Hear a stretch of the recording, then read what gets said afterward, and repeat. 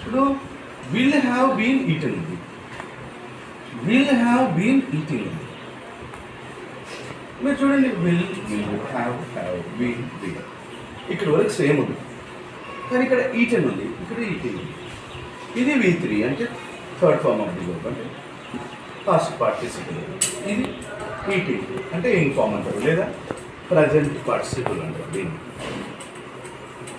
ఇప్పుడు will have been పక్కన eaten ఉంటే దీన్ని ముందున్న వాళ్ళు పని చేస్తున్నట్టు కాదు, దాని ఎఫెక్ట్ దీని మీద పడుతుంది ముందున్న దాన్ని. విల్ హ్యావ్ బీన్ ఈటెన్ ఉంటే పని చేసే వాళ్ళు దాని తర్వాత ఉంటారు, వీళ్ళు ఇక్కడ వాళ్ళు పనిచేస్తుంది. అట్లా కాకుండా విల్ హ్యావ్ బీన్ ఈటింగ్ ఉంది, ఇప్పుడు పని చేసేది ఇక్కడ ఉంది, ఎఫెక్ట్ దీని మీద అంటే పని చేసేవాళ్ళు ఎవరు, ఎఫెక్ట్ ఎవరి మీద పడుతుంది అనేది ముఖ్యం.